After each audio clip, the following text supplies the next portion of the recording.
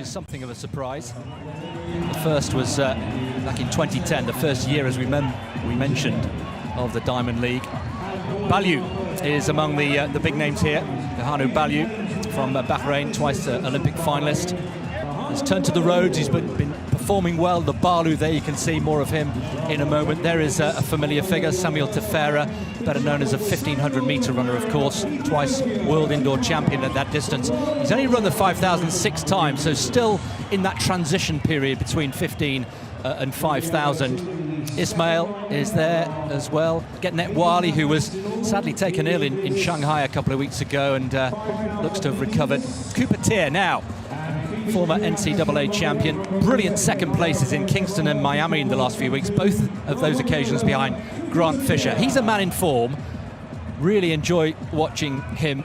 Never been in better shape. He's got a devastating kick, but can he live with the pace, which we'll confirm to you in just a moment. So plenty of quality here. But for me, it's wide open. You could put any one of 4 or 5 names to win this race. There's no obvious favourite, but Tefera, Balyu and Tier certainly ones to watch out for. Men's 5,000 metres.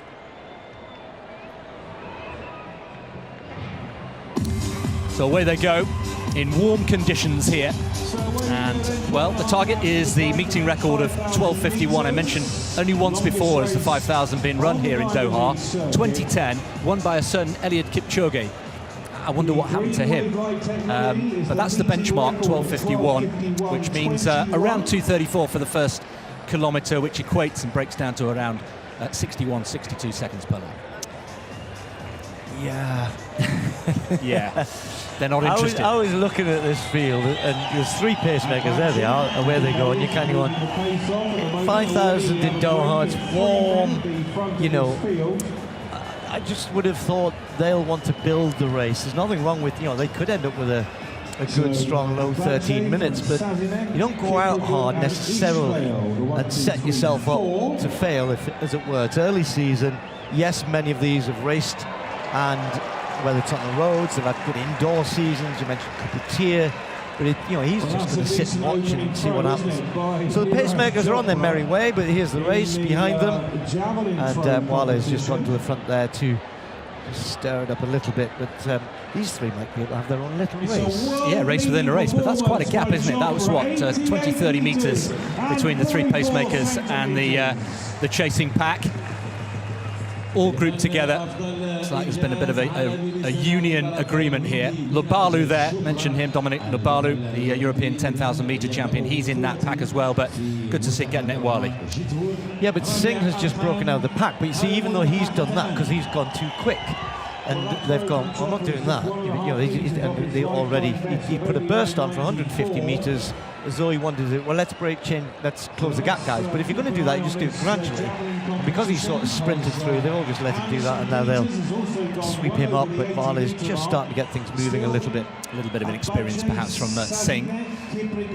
Altogether more experienced heads behind them. So the pack approaching the first kilometre. It's going to be nowhere near the pace that we were talking about at the start of the race. But these 3 have been asked to do a job, and they're doing that job. So Singh from Wale.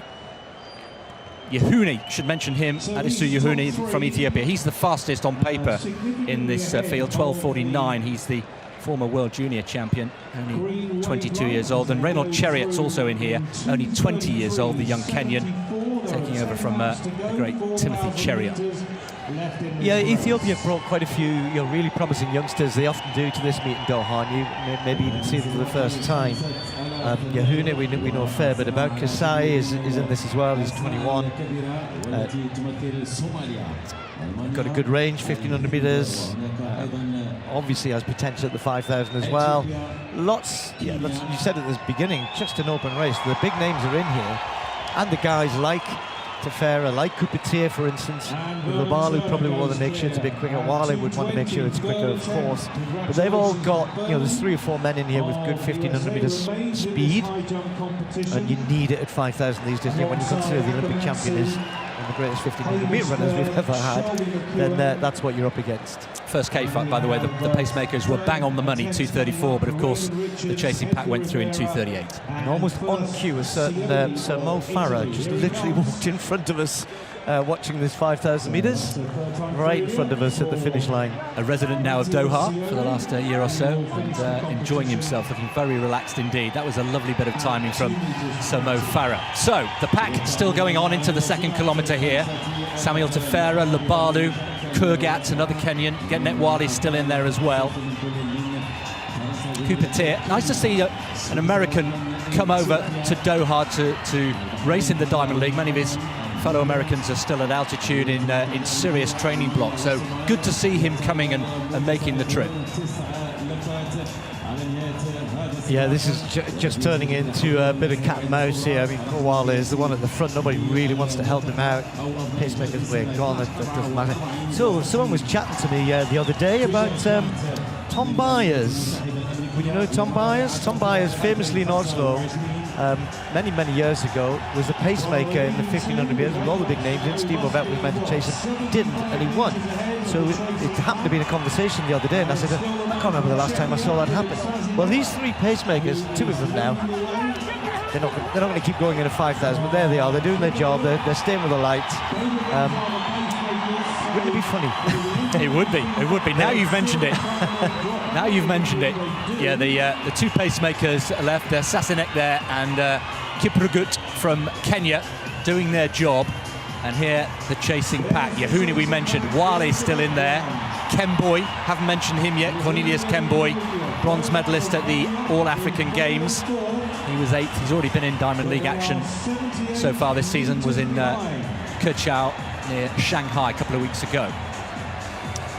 Yeah, the problem with my story was Tom Byers was a pretty good 1500-meter runner in his own right. I think he went to the World Championships later on. Kiprogut is an 800, 1500-meter man who's not going to keep going for a strong 5,000. 12 seconds the gap, by the way, between the pacemaker and the chasing pack. 5:20 they went through 2 kilometres, so we can forget anything to do with a meeting record at the moment. And they come in front of us with 7 to go. Still lots of positions to be taken there. Tier just keeping out of trouble. 4 from the back, keeping an eye on him. The American looking very comfortable indeed. So Yahune it is who's doing a bit of the heavy lifting down the back straight in the red strip with Wale there. He's been there or thereabouts. And it's really slowed, hasn't it? It's slowed even more now. So is Kiprogut. Bless him. So he's still, what, 18 metres ahead, where he's slowing down very, very quickly. So really interesting this, isn't it? You know, when you look at the ability of these guys, winning the Diamond League is big now, you know, and also when you go to championships, they don't get enough opportunities to run these sort of races where, so Grant Fisher in America a week or two ago, a sub-4-minute last mile, just decided, I just want to test myself. I know I need to be able to do this in championships, so this is good for the guys. This is a good opportunity to see, can you pitch yourself against, you know, world-class runners in the last 2K. What can you do? What do I need to do? Do I need to go at the front from 6 out? Can I do it from 2 out? Can I leave it the last 400 meters? All those questions going through their minds now. Well, is that gap getting bigger or smaller, or is it staying about the same? I'm talking about the gap between the one remaining pacemaker, Kiprogut, and the rest of the field. No, it's almost halved on that lap. Yeah, they're he's keeping going. Well done. I'd say he's about 40 meters ahead now, maybe 45. So approaching 3 kilometers, 7:42 would have been the desired pace to get the meeting record. But they're way outside that. And he's almost jogging now. Kiprogut coming past in front of us with 5 to go. Yahune still leading the way from Kurgat, one of the Kenyans. Then Getnet Wali is still in there as well. They're bunching. Kupatir keeping out of trouble there, right at the back, almost Ingebrigtsen-like, keeping an eye on him. Yeah, and that gap has got closer and closer. Within a lap, they'll be on his shoulder. Sadly for Kiplagat, I think he just missed his 3,000 personal best by half a second there. Anyway, they're going to swallow him up just now. You're right, you know, you have to remember it's hot here, very hot. And it doesn't matter where you're from, you have to contend with the conditions as well. So we know we're going to Tokyo for World Championships in September. Hot, humid conditions likely to be faced. So as I said, once more, it's a good test this, really good test. Who is another 1,500 metre man? Who has got the wherewithal, the tactics, if you like, in the closing stages here to get this right with 4 laps to go? Yeah, Chariot now, mentioned him earlier on, the 20-year-old, his personal best, 13:33.05, which is pretty meaningless. He's only run one 5,000 race in his life. That was at altitude in Nairobi. But he won the junior trials, the Kenyan trials last year at the age of 19. And we've lost one Chariot, haven't we, in middle distance running over the last year or so. And here's another one. Reynold Chariot is now taking it on with Yehune in second, and Kemboi, the other Kenyan, just behind him. Tefera's in there as well. Kupatir just starting to struggle when the pace came on there. He was at the back, but he wasn't able to do anything. So he looks as though he's suffering at this sort of pace, which is a little bit of a surprise. Well, he has raced quite a lot just recently. So he's finding himself detached. Well, this could come down to the 1,500-metre specialists, and Tefera is one of them. Chariot we've mentioned as well, Yehune. They've all got good 3K times as well, but where's the kick? Lubalu down in 6th at the moment. He can finish strongly as well. 3 to go. Still a pack of what, about 9 or 10 in front of us, a little bit of a gap, and Kupatir is now last but one. Starting to try and look at faces, you know. Kemboi is tucked in the middle of the pack in there, all red, looks very comfortable. I have to say Balu also looks good on the outside, but nobody being put any real pressure here. Yehune is at the front, but really not hurting them too much. Balu perhaps a bit of strain on his face now. The tall figure there of Mohamed Abdullahi as well, from Germany. He's in the mix as well for the first time. Balu just behind him.